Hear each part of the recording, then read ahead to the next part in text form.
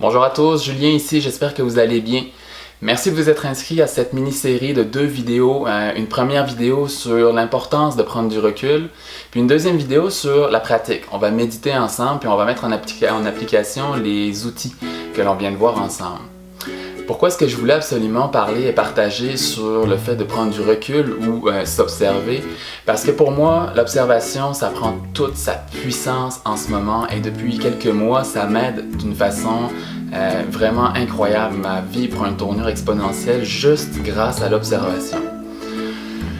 L'observation, pour moi, c'est quand même vraiment important. C'est plusieurs choses. La première chose, c'est que c'est une clé, une porte d'entrée vraiment puissante à la pleine conscience.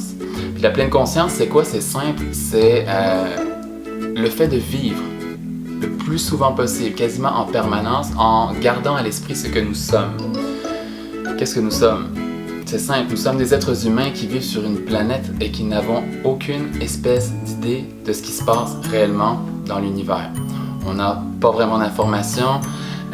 Les seules informations qu'on a, on les oublie. On oublie même, de toute façon, et ça c'est incroyable, et moi le premier, mais on oublie même que on est sur une planète Terre qui gravite quelque part autour d'une étoile, dans une galaxie, dans un univers qu'on ne sait même pas vraiment comment ni quoi. C'est pas vraiment ce qui se passe, on connaît pas l'âge de la Terre, mais surtout, on oublie même que la Terre est essentielle à notre vie et on ne la respecte pas, on ne la respecte plus. Sans Terre, il ne peut pas y avoir d'humain, il ne peut pas y avoir d'humanité. Par contre, il peut y avoir une Terre sans humanité et sans l'oubli. Donc, pour moi, vivre en pleine conscience, c'est premièrement se souvenir, prendre un peu de recul de ce qui se passe par rapport à ça.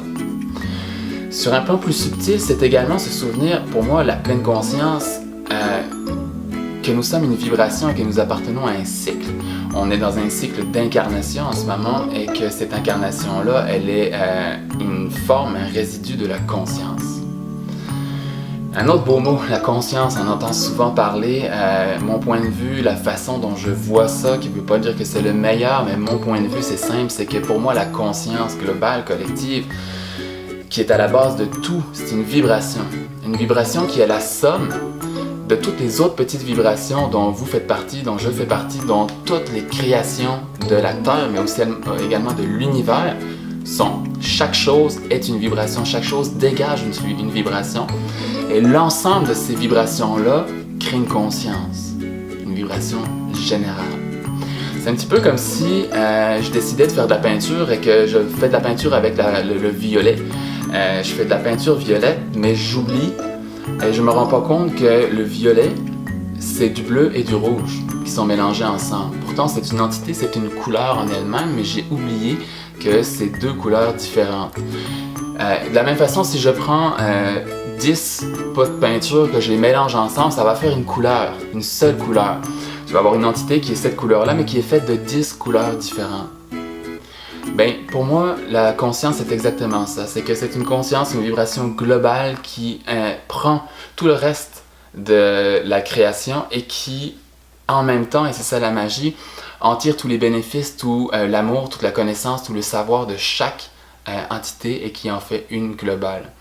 Et c'est pour ça qu'on ne peut pas la saisir avec un esprit humain, c'est pour ça à mon avis qu'on ne peut pas non plus en parler avec des mots. On peut juste la ressentir, la vivre, l'expérimenter à partir du cœur et pas à partir du cerveau ou du mental.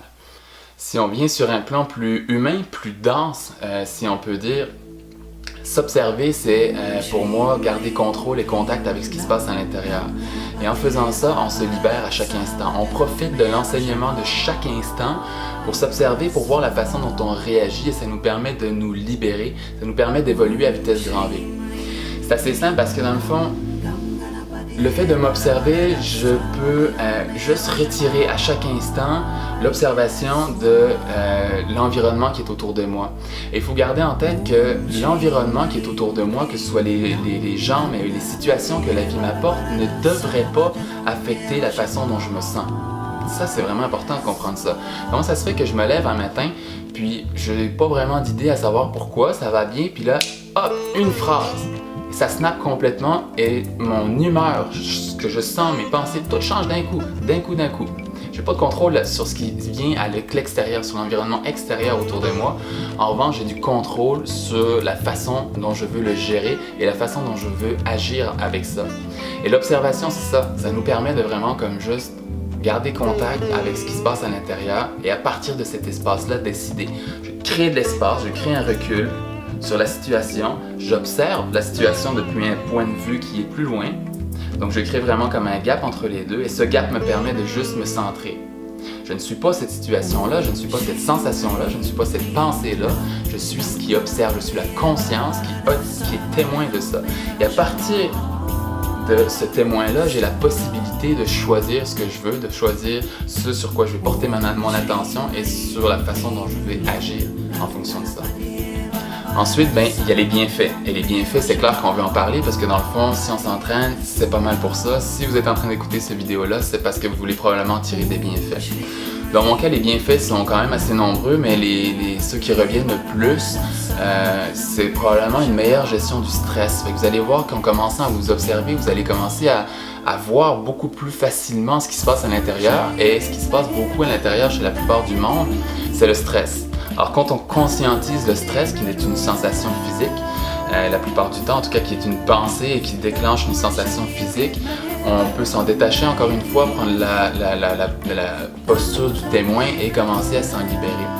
Mais c'est également une meilleure concentration, c'est également une gestion des inconforts physiques et psychiques qui est bien meilleure. Ce qui est très important pour moi, c'est qu'en vous observant, vous allez avoir accès à développer une meilleure relation avec votre intuition. Et l'intuition, là, c'est un outil extrêmement puissant dont vous voulez vous servir. On l'a dit tantôt, on est connectés, nous sommes tous, faisons partie de l'univers, de ce cycle-là, de ce grand jeu-là. Et dans ce grand jeu-là, il y a des règles qui nous donnent des outils, qui nous donnent droit à des outils.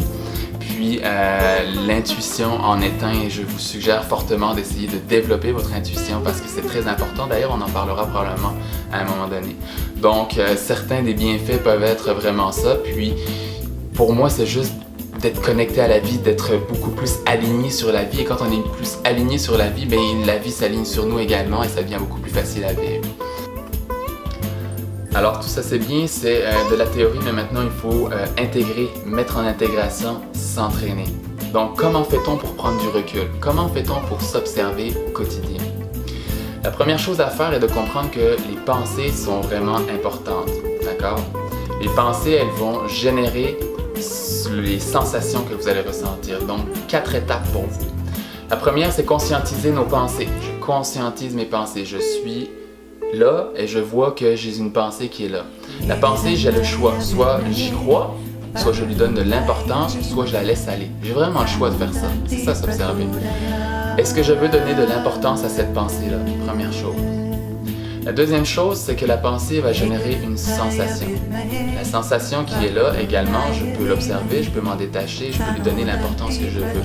Rappelez-vous que si je choisis de mettre mon attention sur une pensée de merde, je vais avoir une sensation de merde. Alors que si je garde mon attention sur des pensées qui vont être plus positives, elles vont générer quelque chose de plus positif. L'étape numéro 3, que je vous suggère vraiment de faire, c'est de rester présent à ce qui est. Acceptation de ce qui est. J'observe mes pensées, je choisis ce que je veux en faire. Elles génèrent une sensation, je l'observe. Étape numéro 3, accepter ce qui est. Accepter simplement que ce que je vis, c'est là. Ça ne veut pas dire que je suis content, ça ne veut pas dire seulement que je suis bien. Si je viens de me cogner le pied dans une marche d'escalier, je suis pas content, mais je suis conscient que je suis pas content, je suis conscient de la sensation qui est là, je suis conscient que j'ai mal, mais je suis pas content pour autant, voyez-vous? Et puis l'étape numéro 4, répéter. Tout simplement. Étape 1, je conscientise mes pensées. Étape 2, j'observe les sensations qu'elles ont générées. Étape 3, je reste dans l'acceptation de ce qui est. Étape 4, je recommence. Encore, et encore, et encore, et encore. Ok, on se le cachera pas, dans le fond, c'est exigeant. C'est comme la course à pied finalement. Courir, c'est pas mal plus exigeant que si je courais pas. Ok? Sauf que au bout d'un moment, avec un peu d'effort et de persévérance, on vient qu'on finit en forme.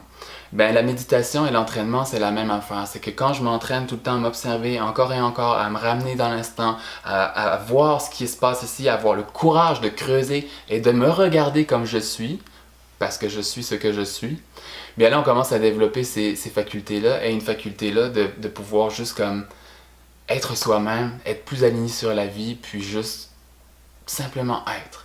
Alors on s'entraîne encore, et comment est-ce qu'on s'entraîne? Une des meilleures choses, c'est la méditation. Alors, vidéo numéro 2 qui s'en vient, à tout de suite, on va méditer peut-être 10-15 minutes maximum. À tantôt.